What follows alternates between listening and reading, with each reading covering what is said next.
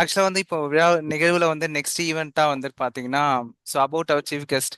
So இன்னைக்கு வந்து நம்ம நிகழ்வுல சீஃப் கெஸ்டா வந்திருக்கிறவங்க வந்து கற்பகம். அவங்க வந்து பாத்தீங்கன்னா வந்து ஃபர்ஸ்ட் விஷுவலி இம்பேர்ட் லாயர் இந்த மெட்ராஸ் ஹைகோர்ட். ஸோ அவங்க எல்லாருக்குமே வந்து ஒரு வார்ம் வெல்கம் மாதிரி கொடுத்துட்டு பேசலாம்.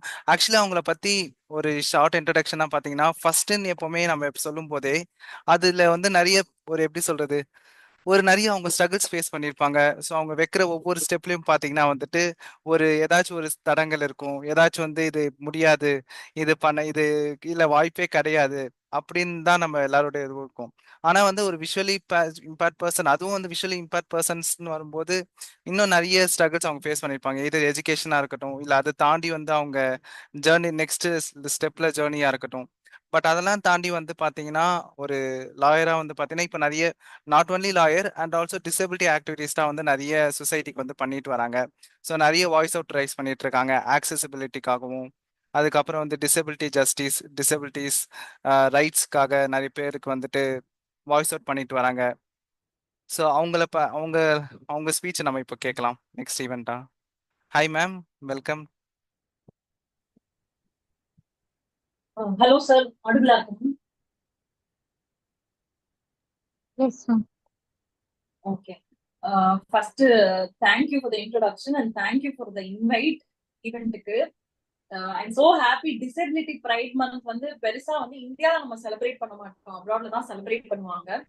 பட் அந்த நாளை வந்து அந்த மந்த் வந்து இந்தியால ஒரு ஈவெண்டா நீங்க ஆர்கனைஸ் பண்ணிருக்கிறது first very happy and happy to be a part of the event. Disability pride அப்படின்னு சொல்லும் போது பொதுவா வந்து ஒரு வீட்டுல ஒரு குழந்தைக்கு ஏதாவது ஒரு டிசபிலிட்டி இருந்தாலே வருத்தப்படுறதுதான் ஜாஸ்தி உண்டு. அதை எப்பயுமே வந்து ஒரு ப்ரைடா பார்க்க மாட்டாங்க. எப்படி எல்லாரும் ஷார்ட்டா இருக்காங்க, டாலா இருக்காங்க, டிஃப்ரெண்ட் கலர் டோன்ஸ்ல இருக்காங்களோ அதே மாதிரிதான் டிசபிலிட்டி. அவங்க அவங்க அந்த மாதிரி படைக்கப்பட்டிருக்கும் போது அதை வந்து நம்ம ப்ரைடா தான் கருதி நம்ம அடுத்த ஸ்டெப்புக்கு கொண்டு போகணுமே கண்டி அதை நீங்க வந்து ஃபீல் பண்ணி அதனால உங்க வாழ்க்கையில டிப்ரெஸ் ஆகி நான் ஏன் இப்படி இருக்கேன், நான் ஏன் இப்படி இருக்கேன்ற கேள்வியை போட்டுட்டே இருந்தீங்கன்னா நம்ம அடுத்து மத்தவங்க மாதிரி முன்னேறி போகவே முடியாது. ஃபர்ஸ்ட் உங்க மைண்ட்ல அந்த மாதிரி ஏதாவது ஒரு தாட் இருக்கு அப்படின்னா அதை தூக்கி போடுங்க. Celebrate your self. சோ நீங்க உங்க கெரியரோ பர்சனல் லைஃபோ மத்தவங்க மாதிரி கேரி ஃபார்வர்ட் பண்ணிட்டு போயிட்டே இருங்க. கண்டிப்பா ஸ்ட்ரகிள்ஸ் இருக்கும். எனக்கு என் லைஃப்லயும் நிறைய ஸ்ட்ரகிள்ஸ் இருந்தாலும் அதை நம்ம நினைச்சுக்கிட்டே இருந்தோம்னா அடுத்த ஸ்டெப்புக்கு வரவே முடியாது. அண்ட் நான் வந்து ஒரு ஒரு குவிக் செஷனா டிசபிலிட்டி ரைட்ஸ பத்தி சொல்லணும் அப்படின்னு விருப்பப்படுறேன். ஏன்னா நிறைய பேருக்கு வந்து இதை பத்தின அவேர்னஸ் வந்து ரொம்ப கம்மி. அவேர்னஸ் இருந்தாதான் நம்மளுக்கான உரிமைகள் என்னென்ன அப்படின்னு நீங்க தெரிஞ்சுக்கிட்டா அது எப்படி நீங்க கவர்மெண்ட் கிட்ட இருந்து வாங்கிக்கிறது அப்படின்னு சொல்லிட்டு தெரியும்.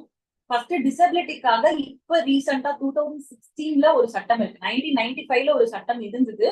பட் 2016ல ஒரு முழுமையான ஒரு சட்டமே வந்து டிசபிலிட்டிக்காக இருக்கு. Rights of person with disability act 2016 அப்படின்னு சொல்லுவாங்க.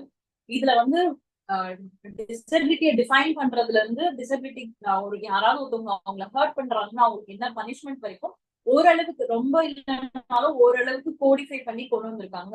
இது ஐநா சபையோட United Nations convention on rights of person with disability 2006 கன்வென்ஷனை பேஸ் பண்ணி இந்தியாவில வந்து இந்த சட்டத்தை வந்து கொண்டு வந்திருக்காங்க. இதுல வந்து டிசபிலிட்டி வந்து 3 வகையா பிரிக்கிறாங்க. பர்சன் வித் டிசபிலிட்டின்னு பொதுவா பிரிக்கிறாங்க, பர்சன் வித் பெஞ்ச்மார்க் டிசபிலிட்டின்னு பிரிக்கிறாங்க, and person with high support need அப்படின்னு சொல்லிட்டு 3 வகையா பிரிக்கிறாங்க. ஃபர்ஸ்ட் பர்சன் வித் டிசபிலிட்டி அப்படின்னும் போது பொதுவா கொண்டு வந்துடுறாங்க. அவங்க வந்து மெடிக்கல் இந்த சொசைட்டினால ஒருத்தவங்களுக்கு வந்து ஒரு டிசபிலிட்டி வருது அப்படின்னா அதை வந்து பர்சன் வித் டிசபிலிட்டி கேட்டகரிக்குள்ள கொண்டு வந்துடுறாங்க. அதாவது ஒரு பாடி எயில்மெண்ட் இல்லாம இந்த சொசைட்டினால ஒரு டிசபிலிட்டி கிரியேட் ஆகும்போது டிசபிலிட்டி அப்படின்றதான் டிஃபைன் பண்ணணும்னு சொல்லிட்டு ஐநா சபை சொல்லிருக்கு. அதை பேஸ் பண்ணி இந்த டெஃபினிஷன் கொண்டு வந்திருக்காங்க.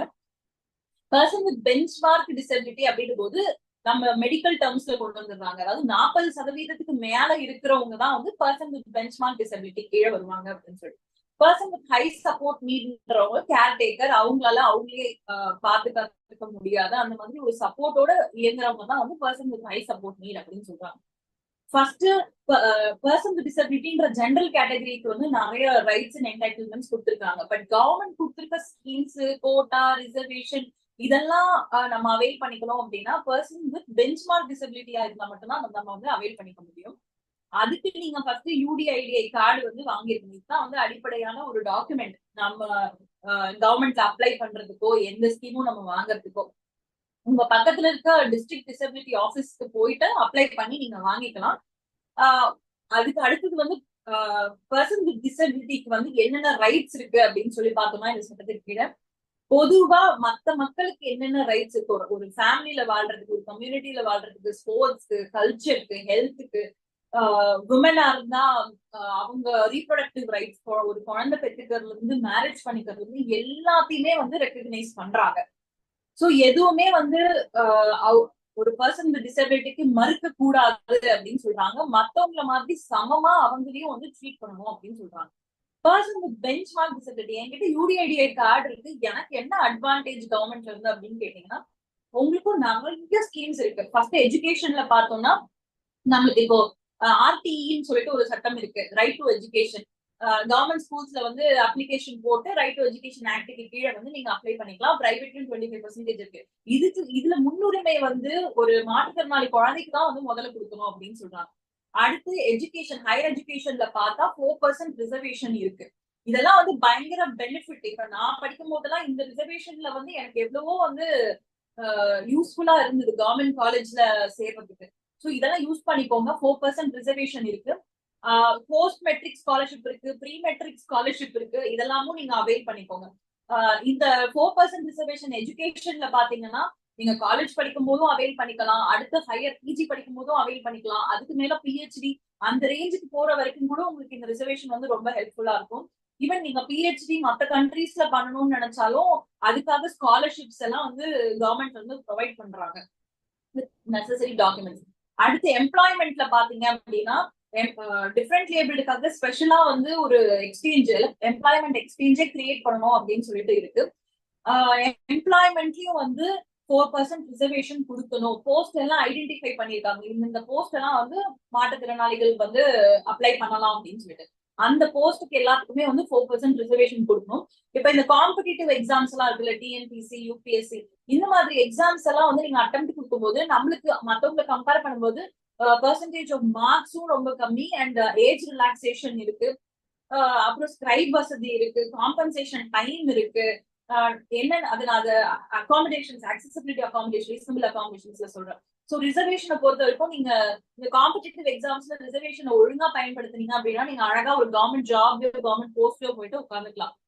இப்ப என்ன சொல்றாங்கன்னா நீங்க கவர்மெண்ட் ஜாப்ல இருக்கீங்கன்னா ப்ரொமோஷன்ல கூட ரிசர்வேஷன் கொடுக்கணும் அப்படின்ற ரேஞ்சுக்கு வந்துட்டாங்க. இப்ப வந்து நீங்க ஒரு கவர்மெண்ட் ஜாப்ல இருக்கீங்க, அங்க வந்து உங்க டிஸ்கிரிமினேட் பண்றாங்க அப்படின்னா நீங்க வந்து உங்களோட சுப்பீரியர் கிரீவன்ஸ் ஆபீசருக்கு கொண்டு போய் கம்ப்ளைண்ட் பண்ணலாம். அதே மாதிரி உங்களால ஒரு செயல்பட முடியல வேலையில அப்படின்னா உங்களுக்கான தகுதி, உங்களுக்கு எந்த வேலையை தகுதியா உங்க திறமையை யூஸ் பண்ணிக்க முடியுமோ அந்த வேலையை கொடுக்கணும் அப்படின்னு சொல்றாங்க. அதே மாதிரி நீங்க லோன் வாங்கி சுய தொழில் பண்ணணும் விருப்பப்பட்டாலும் அதுக்கான ஸ்கீம்ஸ் வந்து தனியா லோன் ஹெல்ப் பண்றாங்க. இந்த மாதிரி நிறைய டெவலப்மெண்டல் ஸ்கீம்ஸ் ஏதாவது வந்ததுன்னா அதுலயும் 4% ரிசர்வேஷன் கொடுத்து நம்ம மாற்றுத்திறனாளிகள் மக்களை டெவலப் பண்ணணும் அப்படின்னு சொல்லிட்டு சொல்றாங்க. பொதுவா வந்து எந்த ஆபீசர் வந்து இந்த சட்டத்தை செயல்படுத்தணும் அப்படின்னு சொல்லி பார்த்தோம்னா, இப்ப டிஸ்ட்ரிக்ட் லெவல்ல பாத்தீங்கன்னா டிஸ்ட்ரிக்ட் டிஃபரெண்ட் லேபிள் வெல்ஃபேர் ஆபீசர்ஸ் இருப்பாங்க. அடுத்து ஸ்டேட் லெவல்ல பாத்தீங்கன்னா state commissionerate for welfare of the person with disability இருப்பாங்க. அதுக்கு ஹையரா நேஷனல் வந்து சீஃப் கமிஷனரேட் இருப்பாங்க.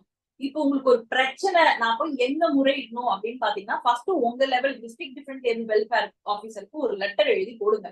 எந்த பிரச்சனையா இருந்தாலும் ஒரு லெட்டர் மூலியமா, போஸ்ட் மூலியமா என்ன டாக்குமெண்ட்ஸ் இருக்கோ அதெல்லாம் அட்டாச் பண்ணி போடுங்க. உங்களுக்கு கண்டிப்பா பதில் வரும். வரல அப்படின்னா நம்ம அடுத்து ஸ்டேட் கமிஷனரேட் போகலாம். ஸ்டேட் கமிஷனரேட் வந்து கிட்டத்தட்ட கோர்ட், மினி கோர்ட் மாதிரியே வச்சு உங்களோட கிரீவன்சஸ் என்னன்றதை கேட்டு ரிசால்வ் பண்ணி அதுக்கு தகுந்த மாதிரி உங்களுக்கு ரிலீஃபும் கொடுப்பாங்க, காம்பன்சேஷன் கொடுக்கணும்னா கொடுப்பாங்க, இல்ல உங்களை யாராவது துன்புறுத்துறாங்கன்னா அவங்க மேல ஆக்ஷன் எடுக்க சொல்லி டைரக்ஷன் கொடுப்பாங்க, இல்ல எம்ப்ளாயர் டிஸ்கிரிமினேட் பண்றாருன்னா அதை பண்ணக்கூடாதுன்னு சொல்லி டைரக்ஷன் கொடுப்பாங்க. இந்த மாதிரி ஸ்டேட் கமிஷனரேட் வந்து கிட்டத்தட்ட குவாசி ஜுடிஷியல் அந்த ரேஞ்சுக்கு உங்க கம்ப்ளைண்ட் என்னன்றதை கேட்டு அவங்க ஹியர் பண்ணி அதுக்கான ரிலீஃப் என்னவோ அதை கொடுப்பாங்க. ஸ்டேட் கமிஷனரேட் நீங்க டைரக்டா போயும் கம்ப்ளைண்ட் கொடுக்கலாம். போஸ்ட் ஆபீஸ்ல போஸ்ட்ல வந்து சாதாரணமா லெட்டர் எழுதி உங்க கம்ப்ளைண்ட் வந்து நீங்க போஸ்ட் பண்ணி கொடுத்தாலும் அவங்க ஆக்ஷன் எடுப்பாங்க. அண்ட் உங்களுக்கு ஸ்கீம்ஸ்ல ஏதாவது டவுட், இத எப்படி அப்ளை பண்றதுன்னு தெரியல, அதுக்கான உதவி வேணும் அப்படின்னாலும் உங்களோட டிஸ்ட்ரிக்ட் டிஃபரன்ட் ஏபிள் ஆஃபீஸர் கிட்டயோ போய் கேட்கலாம், இல்லைன்னா ஸ்டேட் கமிஷனரேட் ஆஃபீஸ்லயோ டைரக்டா போய் கேட்டாலும் உங்களுக்கு உதவி வந்து கண்டிப்பா செய்வாங்க. அதுக்கு மேல வந்து சீஃப் கமிஷனரேட் நீங்க டைரக்டா அங்கேயும் லெட்டர் எழுதி போடலாம். சோ இதெல்லாம் வந்து ஆபீஸ். அதே மாதிரி நீங்க கவர்மெண்ட் எம்ப்ளாயிஸா இருக்கீங்க அப்படின்னா நீங்க வந்து கிரீவன்ஸ் ஆபீசர்னு சொல்லிட்டே உங்க டிபார்ட்மெண்ட்ல அப்பாயிண்ட் பண்ணிருக்கணும், அவங்க கிட்ட வந்து நீங்க கம்ப்ளைண்ட் ரைஸ் பண்ணிக்கலாம். இப்போ வந்து நான் என்னோட டிசபிலிட்டியை சொல்லி என் பக்கத்து வீட்டுக்காரங்களோ இல்ல எனக்கு தெரிஞ்சவங்களோ வந்து என்ன ஹர்ட் பண்றாங்க, இல்ல ஒரு குற்றச்செயல் டிசபிலிட்டியை பேஸ் பண்ணி ஒரு குற்றச்செயல் நடக்குது, ஒரு பொண்ணனை வந்து டிசபிலிட்டி காரணமா அபியூஸ் பண்றாங்க, இந்த மாதிரி எல்லாம் இருக்குன்னா செக்ஷன் 92 ஆஃப் தி ஆக்டுக்கு கீழே வந்து அது வந்து தண்டனைக்குரிய ஒரு குற்றமா இப்ப கொண்டு வந்திருக்காங்க. இந்த செக்ஷனுக்கு கீழே எஃப்ஐஆர் கூட ரெஜிஸ்டர் பண்ணி ஆக்ஷன் எடுக்கணும் அப்படின்னு சொல்லிட்டு ஈவன் எஃப்ஐஆரும் நிறைய கேசஸ்ல ரெஜிஸ்டர் ஆயிருக்கு. கண்டிப்பா இது வந்து எஃப்ஐஆர் ரெஜிஸ்டர் பண்ற அளவுக்கு போறதுலாம் ஒரு போராட்டம் தான். ஆனா உங்க உரிமை இருக்குன்னா அது எப்பயுமே நிலைநாட்டுங்க. கண்டிப்பா அதை விட்டு கொடுத்துடாதீங்க. இதுக்கப்புறம் இதை எதுக்கு ட்ரை பண்ணணும் அப்படின்னு சொல்லிட்டு விட்டுறாதீங்க. இந்த ஆக்ட் கீழே ஒரு முக்கியமான அம்சம்னு பார்த்தா ரீசனபிள் அகாமடேஷன். இப்ப நீங்க ஸ்கூல்ல இருக்கீங்க அப்படின்னா ஒரு குழந்தைக்கு அந்த மற்ற ஸ்டூடெண்ட்ஸை கம்பேர் பண்ணும்போது ஈக்குவலா அந்த குழந்தை பார்ட்டிசிபேட் பண்றதுக்கு என்னென்னலாம் தேவையோ அந்த ஸ்கூல் ப்ரொவைட் பண்ணணும் அப்படின்னு சொல்லுவாங்க. ஃபார் எக்ஸாம்பிள் ஆர்த்தோபெடிக் டிசேபிளா இருக்க குழந்தைக்கு வந்து ஃபர்ஸ்ட் ஃப்ளோர் செகண்ட் ஃப்ளோர் ஏற முடியாது. ஸோ ரேம்ப் போட்டு அந்த குழந்தையோட கிளாஸ் வந்து கிரவுண்ட் ஃப்ளோர்லயே இருக்கணும் அப்படின்னு சொல்றாங்க. 10th 12th வந்து காம்பன்சேஷன் டைம் கொடுக்கணும். அண்ட் 1 hour எக்ஸ்ட்ரா கொடுக்கறது, இல்ல அந்த குழந்தையால எழுத முடியாத பட்சத்துல ஸ்கிரைப் கொடுக்கறது, அந்த குழந்தைக்கு காது கேட்காத பட்சத்துல சைன் லாங்குவேஜ் இன்டர்பிரிட்டர் கொடுக்கறது, பிரெயில் புக்ஸ் கொடுக்கறது, இதெல்லாம் வந்து ஸ்கூல் எஜுகேஷன் லெவல்ல கொடுக்குற ரீசனபிள் அகாமடேஷன்ஸ். இப்போ எனக்கு வந்து ரொம்ப பிரிண்ட் ஸ்மாலா இருக்கு, நான் லோ விஷன் கேட்டகரி, எனக்கு லார்ஜ் பிரிண்ட்ல புக் வேணும், லார்ஜ் பிரிண்ட்ல கொஸ்டின் பேப்பர்ஸ் வேணும்னா தாராளமா நீங்க வந்து அதை கேட்டு நீங்க அவைல் பண்ணிக்கோங்க.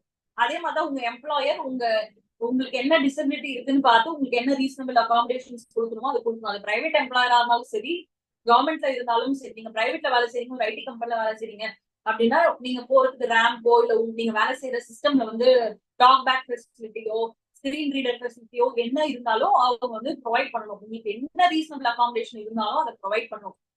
இந்த முன்னாடி இருந்த சட்டத்துக்கு கீழே வந்து 7 டிசபிலிட்டி கேட்டகரியை தான் வந்து ரெகக்னைஸ் பண்ணியிருந்தாங்க. இப்போ கிட்டத்தட்ட 21 டிஃப்ரெண்ட் கேட்டகரிஸை வந்து ரெகக்னைஸ் பண்றாங்க.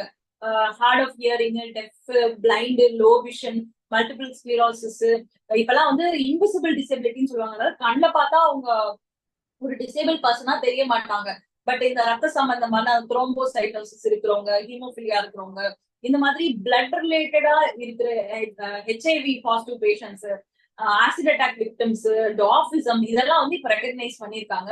இந்த மாதிரி இருக்கிற கேட்டகரியில் இருக்கிறவங்களும் இந்த ஆக்டுக்கு கீழே இருக்கிற கேட்டகரிஸ வந்து நீங்க வந்து அந்த ஸ்கீம்ஸோ எதுவோ யூஸ் பண்ணிக்கோங்க. இப்ப ஏதாச்சும் ஸ்பெசிபிக்கா டவுட்ஸ் இருந்ததுன்னா நவீன் சார் கிட்ட என்னோட கான்டாக்ட் நம்பர் இருக்கு, தாராளமா கான்டாக்ட் பண்ணி என்ன கிளாரிபிகேஷன் எதுவா இருந்தாலும் கேட்டுக்கோங்க. அண்ட் எக்ஸ்ட்ரீம்லி சாரி, ரொம்ப ஷார்ட் பீரியட் தான் என்னால பேச முடிஞ்சது, எனக்கு இன்னொரு கமிட்மெண்ட் இருந்ததுனால. And thank you so much for the invite again once again. Thank you so much, ma'am.